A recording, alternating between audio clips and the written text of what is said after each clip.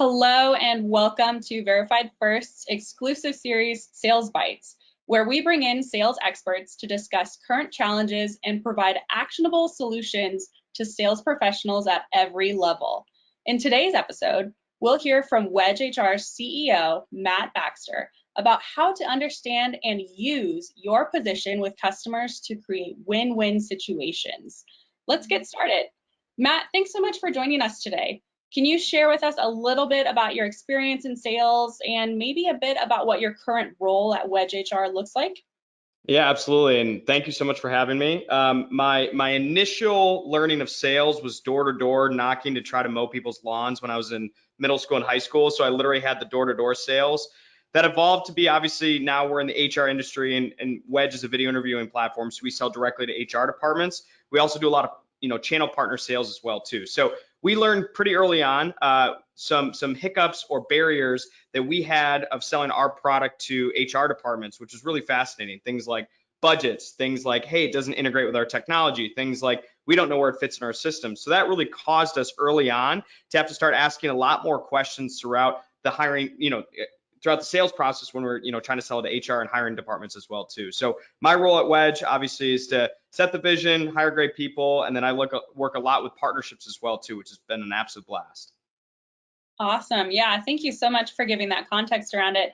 And as we go into, our main topic today, understanding your customer, I've been reading through Robert Cialdini's book, Persuasion, and it talks a lot about prefacing situations, going into circumstances with customers or prospects, really setting the stage for that situation effectively and for the path to success. So going into it with that understanding, what does it mean to truly understand your position with a customer? Yeah, great question. And also, I like the book reference. One that I'll reference that I really like is the Jobs to be Done theory by Bob Mesta. The whole concept is basically about thinking about how goods and services are actually a job that it does for us. So if you go to the bar and you get a beer versus a glass of wine, why did you get one or the other? You have a reason, or maybe a glass of water, right? You have a reason for which you chose. And same thing with whatever you're selling. Think about it as a job that it does for customers. So for us, it's not just let me convince you of why you need video interviewing. It's you may be previously doing phone screening, or you may have a huge stack of resumes. And the job that we're filling is maybe removing some of the barriers and headaches of resumes or the barriers of headaches of phone screening. So I bring all that up context is to say, first off, like if you're selling a service, figure out what job or jobs does it do for the end customer? What problem are you solving? But more importantly, what service are they willing to pay, considering that it's a job that literally the product or service is doing for the end customer? And that's been a really helpful path in our organization and just me personally as well too. Yeah, absolutely. And I love that you point out it's not that you're taking away resources from someone. In reality, you're actually providing a solution and freeing up bandwidth for HR and TA professionals, really anyone across the organization involved in that process, providing an effective solution to meet those needs. So I love that you point that out. And given what you talked about, how would one go about understanding their customer, understanding the position that they're coming from? Yeah, I mean, I hate to say how simple this is, but the first thing is just ask, and not ask with the intention of selling, right? So we live in a world where people love asking questions just so they can be asked back of them, but genuinely ask questions to people that you want to know. And also remove the bias of what you're expecting them to hear. Don't try to steer their answers, but say, what are the headaches in your hiring process? If they go down a tangent of saying, we've got 100,000 applicants, we don't know what to do it, that's very different than we can't find anybody. Right? If I come in and say, let me sell you a tool that's going to help you filter candidates, and your problem is you don't have any candidates, it's an altogether different discussion. And so I think, first thing, ask, right? And there's nothing better and there's nothing more valuable than finding a customer that really had the headache when you ask them of what you're trying to sell them, the job that you're trying to provide for them. But I would say the first place is to start, first place to start is just by asking the question of, what's your problem? What are you experiencing? Tell me about your process. What does this look like? Or what are your current solutions and how do they work or how do they otherwise not work? I think you can learn a lot by just letting people talk and answer. I think you'll find out more than you think. Yeah, absolutely. And it's interesting that you brought up, in today's society, we're so focused on, I want to be 5 steps ahead of the conversation or the situation or life in general. And so oftentimes people, when they ask that question, like you mentioned, they're already positioning their response in their head before they even say anything at all of the person that was asked. So it's interesting that you say, slow down, take a second to really listen. Don't just hear what they're saying, but take it in and listen and take that to heart, because that will, in essence, shape your response to that. And it could be completely different from what you initially thought you might say in response. So neat point that you bring that up. And I'm actually curious, do you have an example of what understanding your customer has looked like for you, whether that's at Wedge HR or another position that you may have held in the past?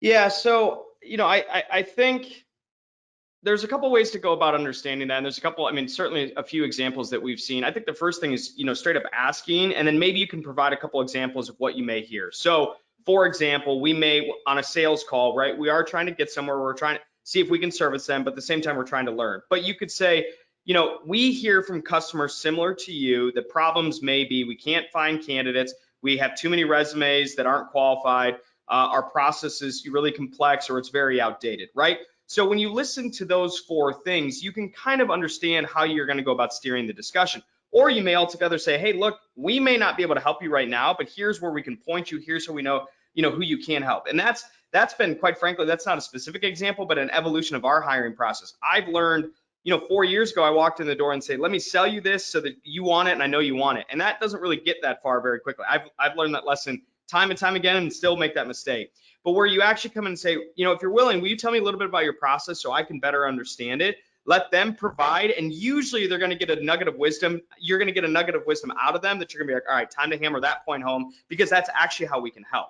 That's where we've just seen that time and time again. And, being in the video space, COVID was a really, really unique opportunity for us in a weird sense, because everything shifted towards video.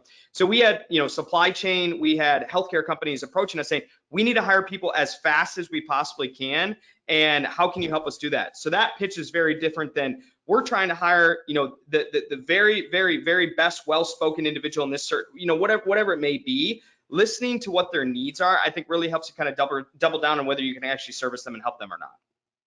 Yeah, definitely. That's a great point of really asking and going into the discussion from a perspective of, I'm here to learn, not to assert what I think you might need, but really taking the time to take a couple of steps back and say, okay, I think I have an idea of what you might need, or, challenges, pain points that might be helpful for us to address, but I really want to hear it from you. I want to understand from your voice, from your perspective, what are the actual challenges? Because like you're saying, it may actually be the case where they say, no, we've actually got a system in place for that, where you think, oh, that might have been a pain point, but now they've got it addressed. So they've got a whole other world of challenges that they need to work through. And if you walked in only trying to sell that one thing, you'd be like, well, can we still help? And they're like, no. But if you hear the whole gamut of what they're looking for, what they're trying to experience, or whatever that may be, then you can come in and say, here's a couple different areas we might be able to help you, right? So I totally agree.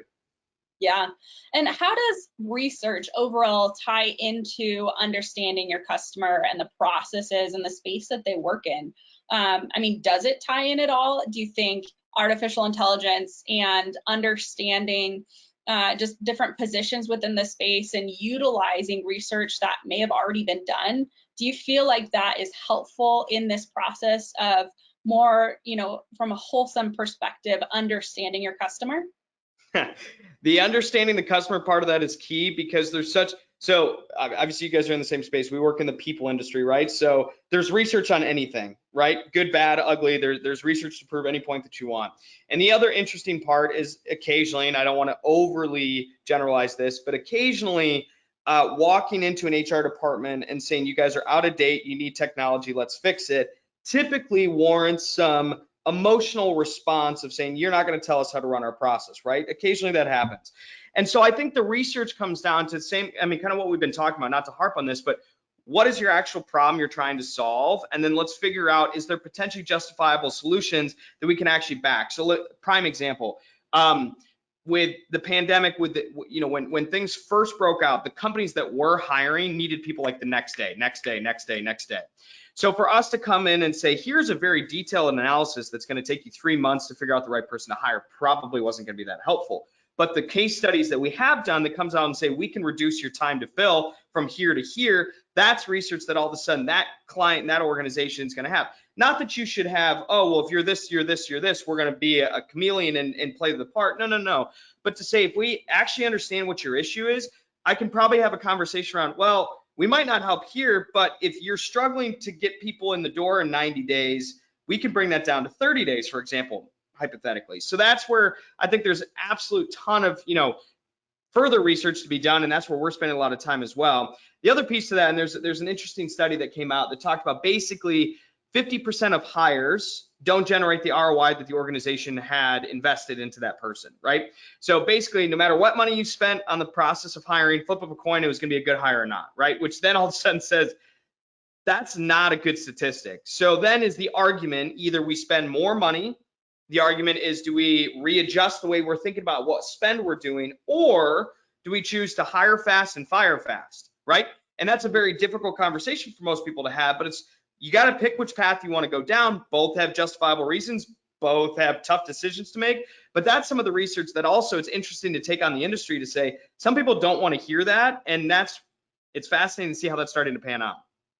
Yeah, I can appreciate that you bring that up of not letting research or AI or, guides or whatnot within the industry really shape your entire strategy, but really taking it from, this is informing us and equipping us with the intel of, based on historical data or trends within the industry, the people industry, what can be some realistic expectations that we can put into place, but not facing everything off of that, research that you might have come up with, but tying it in tactfully and understanding, okay, this could be a position that's being taken on by the industry, but we also have to use our other resources, the human resources side of things that technology just can't do.